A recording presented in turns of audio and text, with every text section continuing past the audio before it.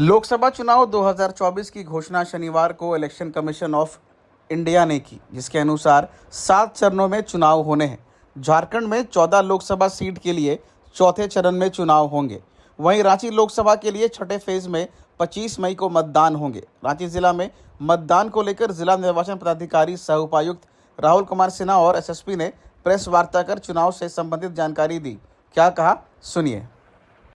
उसका बिल्कुल word by word पालन हो और एक निष्पक्ष साफ सुथरा चुनाव हम लोग इस पूरे जिले में तीनों पार्लियामेंट्री कंस्टिट्यूएंसी में करा पाने में सफल।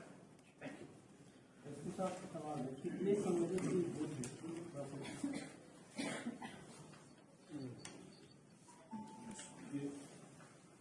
इस बार चुनाव आयोग का गाइडलाइन है, उसके अनुसार बूथ संवेदनशील शब्द का प्रयोग नहीं है। इसमें हम लोग क्रिटिकल और वल्नरेबल बूथ होते हैं। उन बूथों को चिन्हित किया जाना कि डायनेमिक प्रोसेस है, और वो जब हम लोग फाइनल कर देंगे तो आपको संख्या बता देंगे कितने बूथ क्रिटिकल हैं, कितने बूथ हमारे वल्नरेबल हैं। और वल्नरेबल बूथ में हमें विशेष कर यह ध्यान रखना है कि वहां पर कोई भी मतदाता के समूह को भय नहीं दे पाए, प्रलोभन न दे पाए, डरा धमका नहीं पाए, कोई दबंग किस्म का व्यक्ति या कोई ग्रुप उन्हें चुनाव में मतदान करने से रोके नहीं या मतदान की प्रक्रिया को प्रभावित न करे कि किसी पार्टी को वोट देना है। आप प्रचार कर सकते हैं लेकिन भय या प्रलोभन नहीं दे सकते। उस अनुसार यह जो है टोटल 318 सेक्टर्स में पूरे जिले को बनाया गया है। उसमें सेक्टर पुलिस ऑफिसर नामित किए गए हैं, वो इस प्रक्रिया को चिन्हितीकरण कर रहे हैं, क्योंकि कुछ स्थानांतरण भी हाल में हुए हैं, क्योंकि कुछ सेक्टर ऑफिसर बदले भी है। ये प्रोसेस चल रहा है। हमारा प्रमुख लक्ष्य है कि चुनाव निष्पक्ष हो, भयमुक्त हो, प्रलोभन रहित हो। इसके लिए जितनी भी आवश्यक व्यवस्थाएं हैं सभी की जा रही है। हम लोग अवैध हथियार, अवैध शराब, ड्रग्स आदि की जब्ती के लिए प्रक्रिया को और सघन और कड़ाई से चालू करने का निर्देश दिए हैं। चुनाव आचार संहिता में अगर कहीं भी अनुपालन में शिथिलता बरती जाती है या कोई वायलेशन करते हैं तो उन पर अविलंब जो सुटेबल कानूनी कार्रवाई है वो करने का निर्देश सभी को दिया गया है। जो सक्रिय अपराधी हैं उन पर कार्रवाई का निर्देश दिया गया है, या जो उपद्रवी हैं, षड्यंत्रकारी हैं या शांति फैला सकते हैं उन पर दंड प्रक्रिया संहिता के बहुत सारे प्रावधान हैं, क्राइम कंट्रोल एक्ट के प्रावधान हैं, और इन सभी प्रावधानों के अंतर्गत कार्रवाई का निर्देश दिया गया है। और ये हम लोग आइडेंटिफिकेशन का प्रोसेस चालू कर दिया है, शीघ्र ये कार्रवाई शुरू हो जाएगी। जो लाइसेंसी हथियार है वह भी बिना अनुमति के मॉडल कोड ऑफ कंडक्ट में लेकर नहीं घूम सकते हैं। राजनीतिक पार्टियों के साथ मीटिंग की गई है और उनसे अनुरोध किया गया है कि जो उनके व्यक्ति है संबंधित कंप्लेंट्स दर्ज कराया जा सकता है। इसके अतिरिक्त चुनाव घोषणा होने के साथ साथ मॉडल कोड ऑफ कंडक्ट भी लागू हो चुका है, और यह मॉडल कोड ऑफ कंडक्ट जिले में सभी तरह के पॉलिटिकल प्रोग्राम्स के ऊपर, सभी तरीके के गवर्नमेंट प्रोग्राम्स के ऊपर समान रूप से लागू होगा।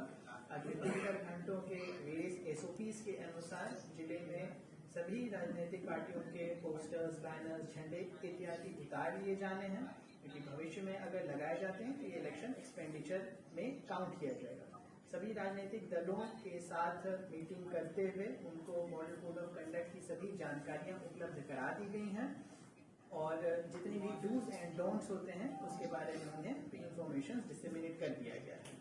सभी बैंक्स के ऑफिसर्स को भी इलेक्शन एक्सपेंडिचर से संबंधित डिटेल्स उपलब्ध करा दिए गए हैं। किस प्रकार से कंटेस्टिंग कैंडिडेट किसी एक बैंक ब्रांच में खाता खोलेंगे और कैसे उसमें उनका मूवमेंट होगा, मनी का कैसे ट्रांजैक्शन होगा, उसके भी डिटेल्स उनको बता दिए गए हैं।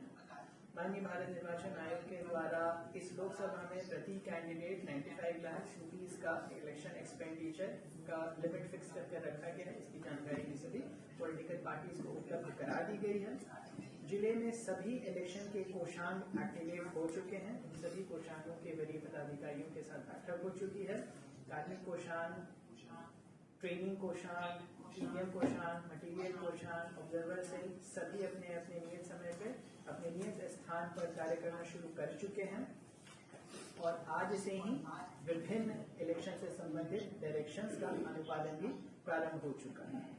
इलेक्शन एक्सपेंडिचर की पूरी जो मैकेनिज्म है, जिसमें कि flying squad team, static surveillance team, video surveillance team, video vision team तथा अकाउंटिंग टीम है, उन सभी के साथ भी आज सवेरे ही मीटिंग हो चुकी है और उनको इलेक्शन एक्सपेंडिचर के पूरे सुपरविजन के लिए वेरियस गाइडलाइंस दे दिया गया है।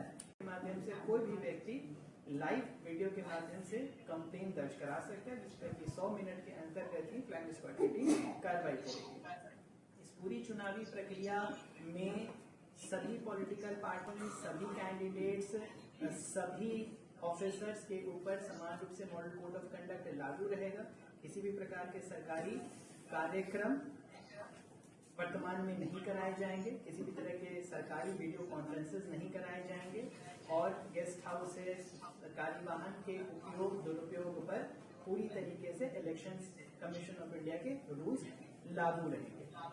इलेक्शन मशीनरी लगातार सभी स्टेक होल्डर्स के साथ संपर्क में रहेगी और entire district administration, entire AROs, उनके अंतर्गत काम करने वाले EROs, सेक्टर ऑफिसर्स को उनके कोषांगों से संबंधित और उनके अन्य दायित्वों से संबंधित सारी जानकारियां समय समय पर प्रेषित की जा रही है।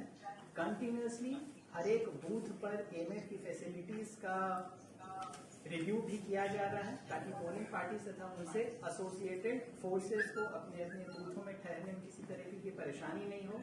गाड़ियों का प्रबंध किया जा रहा है ताकि पोलिंग पार्टीज को प्रॉपर तरीके से डिस्पैच वाले दिन वाहन उपलब्ध हो जाए। उनका रूट चार्ट फाइनल किया जा रहा है, उनका कम्युनिकेशन प्लान फाइनल किया जा रहा है और यह पूरा